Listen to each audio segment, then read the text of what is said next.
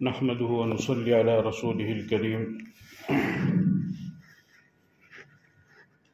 اعوذ باللہ من الشیطان الرجیم. بسم اللہ الرحمن الرحیم.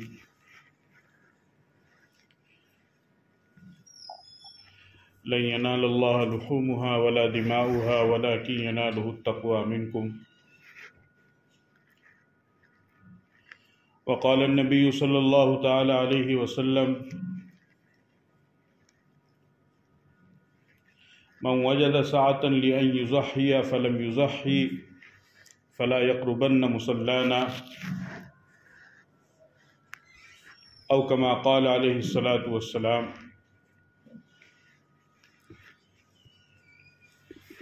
اللهم صل على محمد وعلى آل محمد كما صليت على إبراهيم وعلى آل إبراهيم إنك حميد مجيد. اللهم بارك على محمد وعلى آل محمد كما باركت على إبراهيم وعلى آل إبراهيم إنك حميد مجيد. میرے محترم بزرگوں اور دوستو،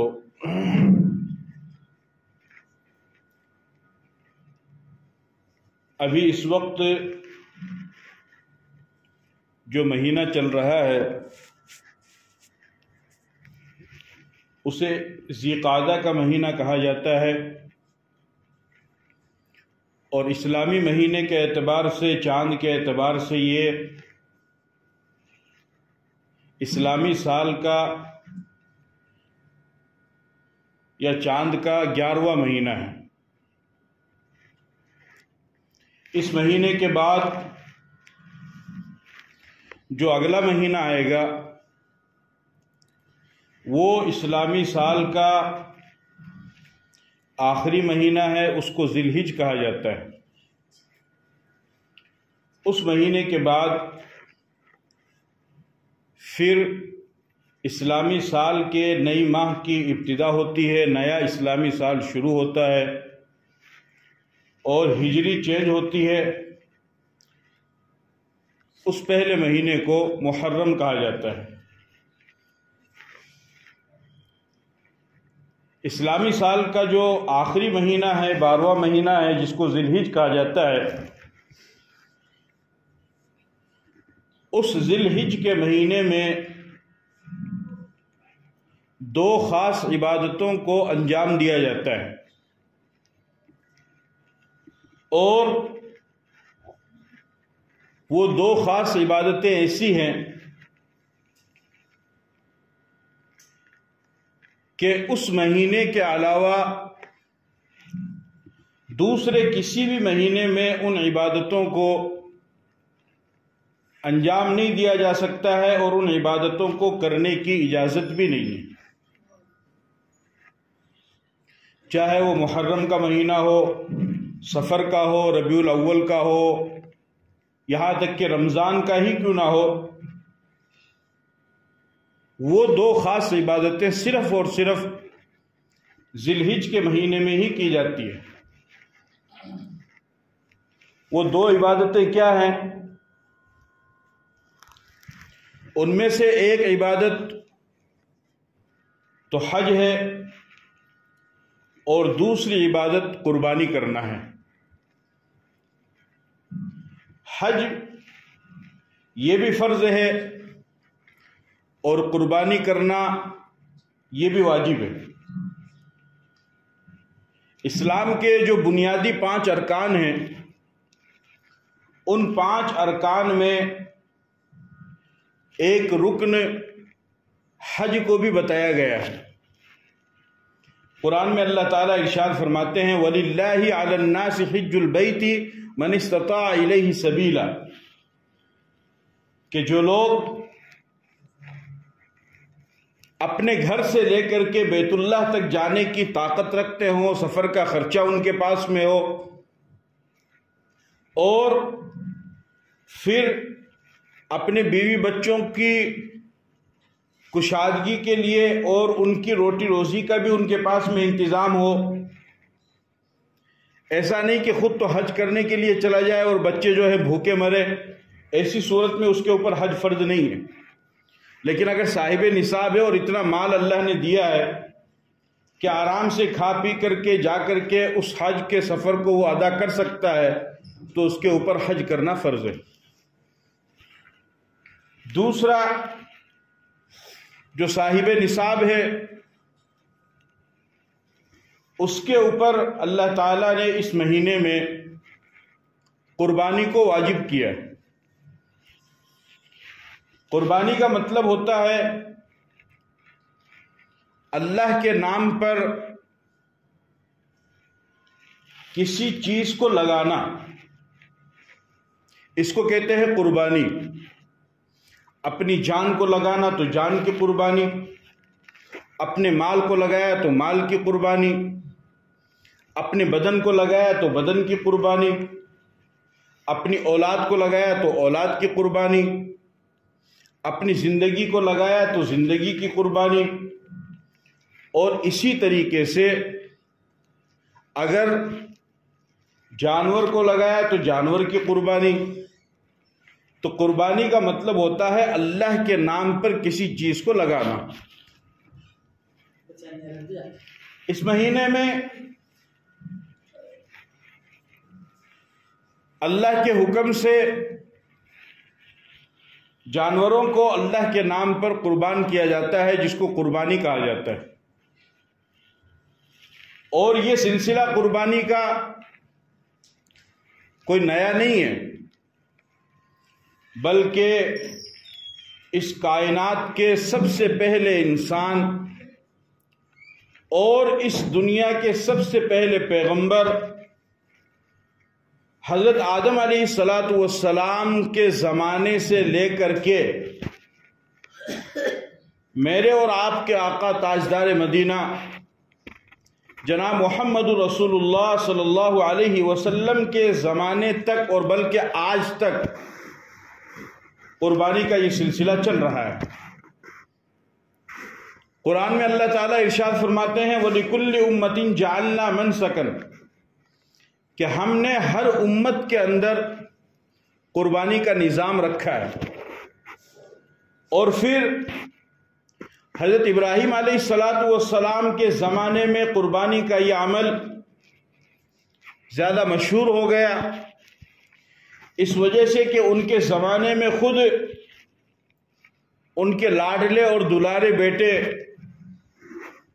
سیدنا اسماعیل علیہ السلام کو انہوں نے اللہ کے نام پر قربان کیا۔ چنانچہ اللہ تعالیٰ نے حضرت ابراہیم علیہ السلام کے بے شمار امتحانات لیے، اللہ تعالیٰ نے ان کو آزمایا۔ حضرت ابراہیم علیہ السلام ان تمام امتحانات میں کامیاب ہوئے، اور انہوں نے ان تمام امتحانات میں 100% نمبرات حاصل کیے اور مکمل کامیابی حاصل کی۔ ان میں سے ایک امتحان اللہ تعالیٰ نے ان سے یہ لیا کہ 85 سال کی عمر میں اللہ تعالیٰ نے ان کو ایک بیٹا دیا، بی بی ہاجرہ کے پیٹ سے، بی بی ہاجرہ کے بطن سے۔ ان کا نام اسماعیل رکھا گیا، جو آگے چل کر کے وقت کے نبی بھی بنے۔ اللہ تعالیٰ نے حضرت ابراہیم علیہ السلام کو فرمایا کہ ہم نے تمہیں جو یہ بیٹا دیا ہے، تم ان کو میرے نام پر قربان کرو، ذبح کرو۔ فرمایا یا بنی انی ارا فی المنام انی اذبحک فانظر ماذا تری۔ ابراہیم علیہ السلام نے اپنے بیٹے اسماعیل علیہ السلام سے فرمایا کہ میں نے خواب دیکھا ہے، اور میں خواب میں یہ دیکھتا ہوں کہ میں تجھے ذبح کر رہا ہوں، تو تیری کیا رائے ہے؟ حضرت اسماعیل علیہ السلام نے فرمایا یا ابت فعل ما تؤمر، کہ ابا جان جس چیز کا آپ کو حکم ملا ہے، آپ تو بالکل بے فکر ہو کر کے اس کام کو کیجئے۔ اللہ نے جس چیز کا آپ کو حکم دیا ہے، آپ مجھے اللہ کے نام پر قربان کر دیجئے، کوئی حرج کی بات نہیں ہے۔ ستجدنی انشاءاللہ من الصابرین، فرمایا کہ انشاءاللہ میں صبر ہی کروں گا، کوئی شکوہ شکایت، کوئی گلہ نہیں کروں گا۔ چنانچہ حضرت ابراہیم علیہ السلام نے یہ عمل شروع کیا اور ان کو قربان کرنے کے لیے لٹایا۔ لمبا واقعہ آپ حضرات جانتے ہیں۔ جب ان کو لٹا چکے تو چھری نے کام کرنا چھوڑ دیا، اور دراصل تو اللہ تعالی حضرت ابراہیم علیہ السلام کا امتحان لینا چاہتے تھے کہ ابراہیم علیہ السلام کہیں اپنے بیٹے کی محبت میں مست ہو کر کے مجھے تو نہیں بھول گئے۔ لیکن ابراہیم علیہ السلام نے جب اللہ کے اس حکم کو پورا کر دیا تو اللہ پاک نے ان کو شاباشی دی اور فرمایا کہ یہ بہت بڑی آزمائش تھی۔ ان ھذا لہو البلاء المبین وفدیناہ بذبح عظیم، کہ ابراہیم ہم تو تمہیں آزمانا چاہتے تھے، تم ہماری آزمائش میں، ہمارے امتحان میں پورے کے پورے اترے، لہٰذا اب ایک کام کرو، اسماعیل کو چھوڑو، یہ دمبا ہے جو جنت سے ہم نے بھیجا ہے، اس دمبے کو اسماعیل کی جگہ پر ذبح کر دو، ہم یوں سمجھیں گے کہ گویا کہ تم نے ہمارے نام پر اپنے بیٹے کی ہی قربانی دے دی۔ تو چونکہ ان کے زمانے میں یہ ایک خاص واقعہ پیش آیا جس کی وجہ سے ابراہیم علیہ السلام کے زمانے سے یہ واقعہ مشہور ہوا، قربانی والا یہ عمل مشہور ہوا، ورنہ در حقیقت قربانی کا عمل تو پہلے زمانے سے ہی چلتا ہوا آ رہا ہے اور ہر امت میں قربانی کا عمل رہا ہے۔ یہاں تک کہ خود ہمارے نبی پاک صلی اللہ علیہ وسلم کے زمانے میں بھی قربانی کا عمل چالو رہا اور آج بھی چالو ہے۔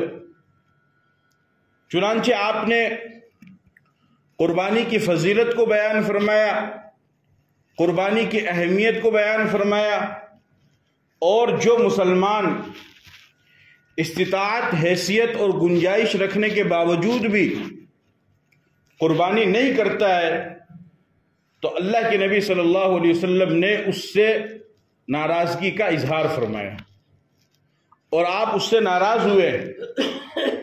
چنانچہ حدیث کے اندر آتا ہے، آپ علیہ السلام نے فرمایا من وجد ساعة لأن يضحي فلم يضحي فلا يقربن مصلانا۔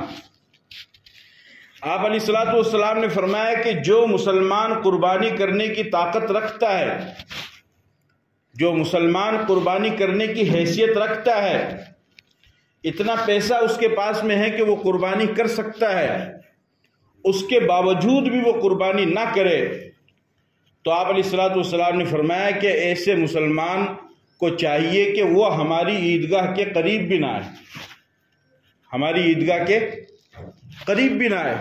یعنی آپ کتنی ناراضگی کا اظہار فرما رہے ہیں۔ چنانچہ اس سے ملتا کیا ہے، اس سے کیا ملے گا؟ صحابہ کرام رضوان اللہ تعالی علیہم اجمعین نے ایک موقع پر آپ علیہ السلام سے سوال کیا، یا رسول اللہ ما هذه الاضاحی، کہ اے اللہ کے نبی یہ بتائیے کہ یہ قربانی کیا چیز ہے؟ آپ علیہ السلام نے ارشاد فرمایا سنت ابیکم ابراہیم، کہ یہ قربانی تمہارے ابا ابراہیم علیہ السلام کی سنت ہے۔ انہوں نے آگے سے سوال کیا فما لنا فیہا یا رسول اللہ، کہ اللہ کے رسول یہ بتائیے کہ اس میں ہمیں کیا ملے گا، یعنی ہمیں کیا ثواب ملے گا اگر ہم قربانی کریں؟ تو آپ علیہ السلام نے ارشاد فرمایا بِكُلِّ شَعْرَةٍ حَسَنَةٌ، ہر بال کے بدلے میں ایک نیکی ملے گی۔ یعنی جس جانور کو آپ قربان کریں گے اس جانور کے بدن کے اوپر جتنے بھی بال ہوں گے ان تمام بالوں کے برابر اللہ تعالیٰ آپ کو نیکی عطا فرمائیں گے۔ اب اس کی جسم پر کتنے بال ہوں گے، ظاہر سی بات اس کو تو کوئی گن نہیں سکتا، وہ تو لاکھوں کی اور کروڑوں کی تعداد میں بال ہوتے ہیں۔ اسی طریقے سے مینڈے کی قربانی کی جاتی ہے، آپ نے فرمایا بِكُلِّ شَعْرَةٍ مِّنَ الصُّوفِ حَسَنَةٌ، کہ اس پر بھی اللہ تعالیٰ ہر قربانی کرنے والے کو اس کے ایک ایک بال کے برابر میں ثواب اور نیکی عطا فرمائیں گے۔ تو آپ اندازہ لگائیے کہ قربانی کرنے والا کتنا بڑا ثواب کا مستحق ہوگا اور کتنی بڑی فضیلت کو وہ حاصل کرنے والا ہوگا۔ تو یہ کوئی معمولی چیز نہیں ہے۔ یہ بہت بڑی چیز ہے، یہ اللہ کا حکم ہے، اس کو ہمیں سمجھنا چاہیے۔ آج سب کچھ ہونے کے باوجود، حیثیت، استطاعت، گنجائش، کیپیسٹی ہونے کے باوجود بھی بہت سے مسلمان یہ کہتے ہیں، بلکہ وہ قربانی نہیں کرتے،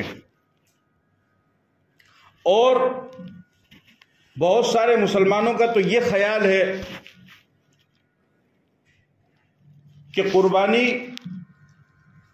گوشت کھانے کے لیے کی جاتی ہے، تو گوشت تو ہم ہر دوسرے تیسرے دن کھاتے رہتے ہیں، تو آج کے دن یا قربانی کے دنوں میں الگ سے جانور ذبح کر کے اس کا گوشت کھانا یہ کیا ضروری ہے؟ یہ خیال ہے، جبکہ صحیح بات یہ ہے کہ قربانی کا مقصد گوشت کھانا نہیں ہے۔ قربانی کا مقصد گوشت کھانا، قربانی کا مقصد تو صرف اور صرف اللہ کے نام پر جانور کو ذبح کرنا ہے، اس کو قربان کرنا ہے، چاہے آپ اس کے گوشت کو استعمال کریں یا نہ کریں۔ اگر آپ نے اللہ کے نام پر اپنی طرف سے جانور کو قربان کر دیا تو صرف قربان کرنے پر آپ کو قربانی کا ثواب ملے گا، فضیلت حاصل ہو جائے گی، چاہے آپ اس کا گوشت کھائیں یا نہ کھائیں، اس سے کوئی مطلب نہیں۔ چنانچہ آپ دیکھیے، حج کے موقع پر حاجی جو حج کرنے کے لیے جاتے ہیں، وہاں پر لاکھوں کی تعداد میں جانوروں کو قربان کیا جاتا ہے، لیکن وہ قربان ہو کر کے کہاں جاتے ہیں وہ حاجیوں کو بھی نہیں معلوم، لیکن اس کے باوجود بھی ان کی قربانی ہوتی ہے اور ان کو ثواب ملتا ہے، اس وجہ سے کہ مقصد تو صرف اور صرف اللہ کے نام پر جانور کو ذبح کرنا ہے اور وہ مقصد حاصل ہو گیا ہے۔ لہذا اس بات کو اچھی طرح سمجھ لینا چاہیے اور یاد بھی رکھنا چاہیے کہ یہ اللہ تعالیٰ نے ہر صاحب نصاب کے اوپر، کہ جس کے پاس گنجائش ہے، اللہ تعالیٰ نے اس کے اوپر قربانی کو واجب کیا ہے۔ پھر بہت سے لوگ یہ سمجھتے ہیں کہ بھئی اگر قربانی کریں گے 10-15 ہزار روپے کا جانور آئے گا، تو جیسے بولتے ہیں نا، بولے وہ پیسے لاگ جیسی اور وہ خالی گوشت ہی کھانا ہے، 10-15 ہزار روپے کوئی دوسرا کام میں لے لیوا، کوئی غریب نے دے دیوا، یہ کر لیوا، وہ کر لیوا۔ ایک نیکی کی وجہ سے دوسرے نیکی سے رکنا یہ کوئی عقل مندی کی بات نہیں ہے۔ ایک نیکی کی وجہ سے دوسری نیکی سے رکنا یہ کوئی عقل مندی کی بات نہیں۔ کل کے دن تو آپ کہنے لگ جاؤ گے کہ صاحب ہم وضو کرنے میں اتنا پانی بہاتے ہیں، تو اس سے بڑھیا ہے کہ پانی کسی پیاسے کو پلا دے، تو پھر تو آپ وضو ہی نہیں کرو گے، پھر نماز بھی نہیں پڑھو گے۔ یہ طریقہ نہیں ہوتا ہے۔ گناہ کے مقابلے میں نیکی کو لے کر کے آؤ اور نیکی کے مقابلے میں گناہ کو لے کر کے آؤ، نیکی کے مقابلے میں نیکی کو مت لاؤ۔ اور دوسری بات یہ ہے کہ جس وقت اللہ کا جو حکم ہوگا اس وقت اس کو پورا کرنا مسلمان کے اوپر ضروری ہے۔ جیسے ابھی رمضان کا مہینہ نہیں ہے تو نماز فرض ہے، جیسے ہی رمضان کا مہینہ آیا تو اب ہر عاقل بالغ مسلمان کے اوپر روزہ فرض ہو جائے گا۔ حالانکہ دن بھی وہی ہے، رات بھی وہی ہے، زمین بھی وہی ہے، آسمان بھی وہی ہے، مسجد بھی وہی ہے اور آپ بھی وہی ہے۔ ایسا تو نہیں کہ انسان رمضان کا مہینہ آتا تو وہ 6 فٹ کا ہو جاتا، اس میں طاقت زیادہ آ جاتی، کچھ بھی نہیں، وہی ہے جو جیسا ہے، بوڑھا تو بوڑھا، جوان جوان، کمزور کمزور۔ لیکن اللہ کا حکم آیا، پھر اللہ نے آپ کو پیسہ دے دیا تو اس کے اوپر پھر زکوٰۃ فرض ہے۔ اللہ نے آپ کو اور بھی مالدار بنا دیا تو پھر آپ کے اوپر حج فرض ہے۔ تو تو انسان جس طریقے سے آگے بڑھتا رہتا ہے اس طریقے سے ذمہ داری اس کے اوپر آتی رہتی ہے اور اللہ کا حکم اس کے اوپر آتا رہتا ہے۔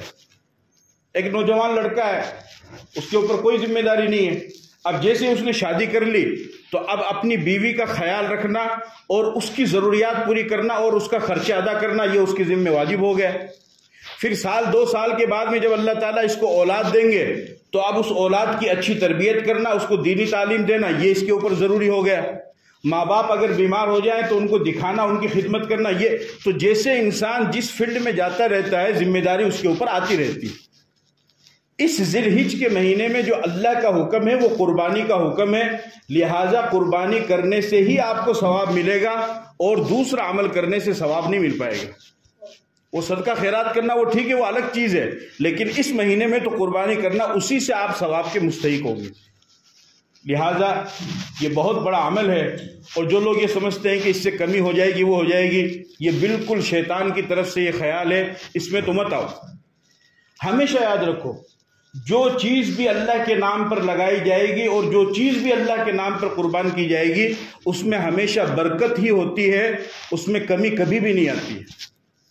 آپ یاد رکھنا، آپ نے کبھی زندگی میں نہیں سنا ہوگا کہ فلاں صاحب نے مسجد میں تعاون کیا، 1 لاکھ روپے دیا مسجد میں، اس کی وجہ سے وہ غریب ہو گیا۔ بتاؤ کبھی سنا آپ نے؟ فلاں صاحب نے کسی غریب بچے کی شادی کروائی، کسی یتیم بچے کی مدد کی، اس کی وجہ سے وہ غریب ہو گیا۔ فلاں صاحب نے حج کیا تو حج میں اس کے 2-3 لاکھ روپے لگ گئے، جیسے ہی وہ حج کر کے آیا اس کی وجہ سے وہ غریب ہو گیا۔ آپ نے سنا کبھی؟ اللہ کے نام پر جو بھی چیز لگائی جاتی ہے، اللہ تعالیٰ اپنے فضل و کرم سے اس میں بڑھوتری ہی کرتے ہیں، اس میں کمی نہیں کرتے۔ تو قربانی اپنی طرف سے بھی کی جائے اگلے مہینے میں، اور اسی طریقے سے اپنے اہل و عیال کی طرف سے بھی کی جائے، اور اسی طریقے سے ہم سب کے اوپر جو ہمارا سب سے بڑا، ہم سب کے اوپر سب سے بڑا جو احسان ہے، وہ میرے اور آپ کے پیغمبر تاجدار مدینہ جناب محمد رسول اللہ صلی اللہ علیہ وسلم کا احسان ہے۔ تو اگر اللہ نے آپ کو گنجائش دی ہے تو آپ پیغمبر کی طرف سے، نبی کی طرف سے بھی قربانی کیجیے، اور اسی طریقے سے جتنے صحابہ گزرے ہیں ان صحابہ کی طرف سے بھی آپ قربانی کر سکتے ہیں۔ اولیاء کرام گزرے ہیں، بزرگان دین گزرے ہیں، اللہ کے ولی گزرے ہیں، خواجہ معین الدین چشتی اجمیری رحمۃ اللہ علیہ، شیخ عبد القادر جیلانی رحمۃ اللہ علیہ، خواجہ نظام الدین اولیاء رحمۃ اللہ علیہ، صابر کلیری رحمۃ اللہ علیہ، ان کے علاوہ ہزاروں لاکھوں کی تعداد میں اولیاء اللہ بزرگان دین گزرے ہیں۔ آپ ان کی طرف سے قربانی کر دیجئے، وہ بھی ثواب کا کام ہے۔ آپ اپنے مرحوم دادا کی طرف سے، دادی کی طرف سے، ماں باپ کی طرف سے، یا کسی بھی طرف سے اگر آپ قربانی کرنا چاہتے ہیں آپ قربانی کر دیجئے۔ تو اپنی طرف سے بھی قربانی کر سکتے ہیں، اور اسی طریقے سے بزرگوں کی طرف سے بھی اور مرحومین کی طرف سے بھی قربانی کی جا سکتی ہے۔ اس کو اگر آپ استعمال کرنا چاہیں تو آپ استعمال کریں، اور اگر آپ استعمال نہیں کرنا چاہتے ہیں اور اس کے ضائع ہونے کا اندیشہ ہے تو غریبوں میں تقسیم کر دے، یا پھر جہاں کہیں پر بھی مدرسے بنے ہوئے ہیں ان مدرسوں میں آپ تعاون کر دیں، یا پھر جو ہے آپ اپنی طرف سے یا اپنے مرحوم والدین کی طرف سے کوئی حصہ لینا چاہتے ہیں تو وہ حصہ لے کر کے اس حصے کو وہاں پر پہنچا دے۔ مدرسے میں تعلیم حاصل کرنے والے بچے جب اس کو استعمال کریں گے آپ کے لیے ہوئے حصے سے، تو پھر انشاءاللہ وہ آپ کے والدین کے لیے ثواب کا بھی ذریعہ بنے گا، اور اللہ تعالیٰ ان کو اس کی برکت سے جنت میں بھی داخل فرمائیں گے۔ تو یہ عمل ہے، یہ چند باتیں تھی جو میں نے آپ کے سامنے عرض کی، جو میں نے آپ کے سامنے ذکر کی، تو آپ حضرات اس پر توجہ دیں، اور جن کو بھی اللہ نے نوازا ہے وہ زیادہ سے زیادہ قربانی کرنے کی کوشش کریں، اور نیت کو صاف رکھیں، اخلاص کے ساتھ میں، صحیح نیت کے ساتھ میں قربانی کریں، کیونکہ اللہ کے پاس میں صرف اور صرف انسان کی نیت پہنچتی ہے، اس کا ارادہ پہنچتا ہے، باقی قربانی کے جانور کی کوئی بھی چیز اللہ کے پاس نہیں پہنچتی ہے۔ گوشت کو تو قربانی کرنے والا کھا لیتا ہے، کھال کو وہ دوسرے لوگ لے جاتے ہیں، اور جو ناخن وغیرہ بچتے ہیں وہ پھینک دیے جاتے ہیں۔ اللہ کے پاس میں قربانی کرنے والے کی صرف ایک چیز جاتی ہے، اور وہ اس کی نیت ہے۔ تو آپ کو چاہیے کہ آپ جب قربانی کریں تو صرف اور صرف اللہ کی رضا کے لیے قربانی کریں، کہ میں اللہ کو راضی کرنے کے لیے یہ قربانی کر رہا ہوں۔ تو جب آپ کی صاف ستھری نیت اللہ کے پاس پہنچے گی تو اللہ تعالیٰ کی طرف سے خیر و برکت کے فیصلے آپ کے لیے آئیں گے۔ تو نیت آپ کو صاف رکھنی ہے۔ اللہ تعالیٰ مجھے اور آپ کو عمل کرنے کی توفیق عطا فرمائے۔ وآخر دعوانا الحمدللہ رب العالمین۔